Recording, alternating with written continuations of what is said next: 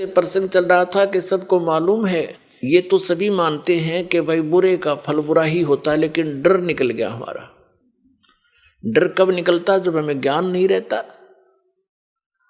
अब हम अपनी मर्जी से, अपने व्यवस्था से भगवान के विधान को त्याग कर स्वयं अपने कर्म के लेख को चेंज करना चाहें, कभी नहीं हो सकता।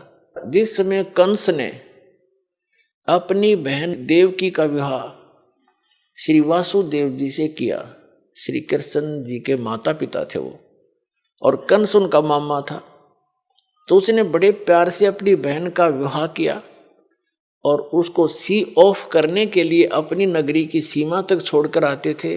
स्वयं रथ को चला रहा था और दोनों उसके बहनोई और बहन रथ के पीछे बैठे थे।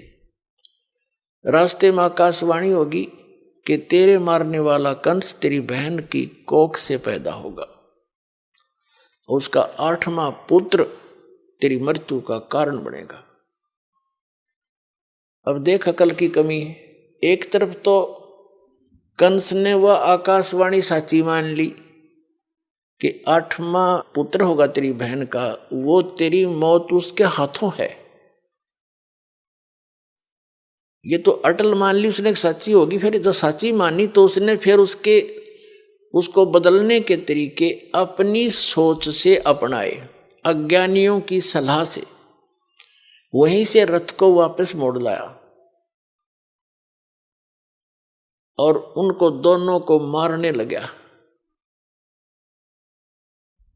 अब अपनी मौत तो इतनी प्यारी, और बहन और दामाद उस बनोई की मौत उसने कुछ भी ना समझी, अकल के हीन ने। तब उन दोनों ने प्रार्थना की कि भाई, उसकी बहन कहने लगी भाई मुझे मारे ना, क्यों बहन भाई का लगाव न्यारा ही होता है। भले ही वो इस बात को सोच रहा था, फिर भी बहन की इस पुकार को पर उसने जोर देना पड़ा। कुछ रजा मालिक की थी कि तू ऐसा कर, हमें मारा मत, हमने यहां नजरबंद कर ले दोनों को, जितनी भी संतान होगी हम तुझे दे देंगे, तो जो चाह वो कर लिए भाई। तो उसने सब सोच ली, ठीक है मेरी 7वीं संतान, 8वीं तक तो मार दूंगा, 8वीं के बाद होगा इनके भाग की, उसने यहां तक सोच ली। तो उनको रख लिया, चल बहन को मारने का भी पाप बच गया। फिर लगा नवजात शिशुओं को मारने, दुष्ट ने 9 मार लिए, 8-7 मार लिए, और 8वें को मारने लगा। वो आकाश में उड़कर चली गई, जबकि लड़का कहा था वह लड़की थी। बुद्धि फिर भी ना काम करी। तो कहने का भाव यह है कि उसने अपने स्तर से अपनी किस्मत को चेंज करने के लिए, आयु बढ़ाने के लिए सारे यत्न कर लिए, और वो की वो हुई जो आकाशवाणी ने कहा था। तो क्या अकल थी उसमें?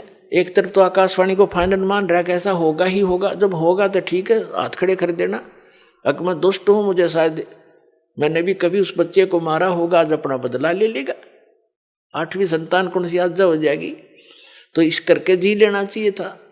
और वो मर्या भी और पाप और इकट्ठे कर लिए। जब उसको ये पता चला ना कि आकाशवाणी फेर होगी, काल के तो ये काम है, पाप का घड़ा भरुआ है वो। जब श्री कृष्ण जी का जन्म हुआ जेल में, और उसे लेकर उसका पिता दूसरे स्थान पर अपने मित्र के यहाँ छोड़ आया, वहां से नवजात उत्पन्न लड़की को वापस लाकर वहां रख दिया।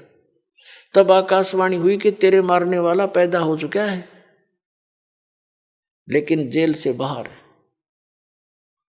अब उसने सोचा भी आस पास के नगर के जितने भी उसके राज्य में नवजात शिशु थे,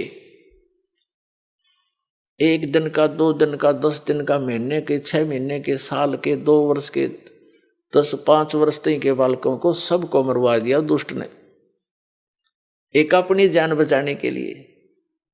ये है अकल के कमजोर, अकलहीन, ये है अकल लूने।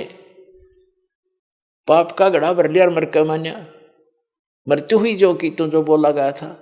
तो जब तक हम इसका समाधान, जैसे कोई धनी बनने के लिए, जब तक इसका अपने किस्मत को बदलने का समाधान हम अपने तरीके से अपनाएंगे, वो हानि ही हानि होगी, लाभ नहीं हो सकता।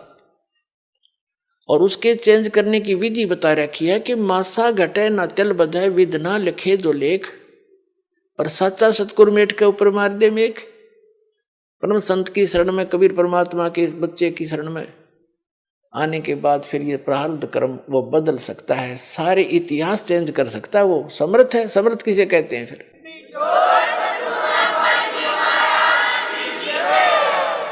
अगर आप ये वीडियो YouTube पर देख रहे हैं तो हमारे चैनल को सब्सक्राइब करें और बेल आइकन को दबाना ना भूलें। अगर आप Facebook पर ये वीडियो देख रहे हैं तो हमारे पेज को लाइक करें।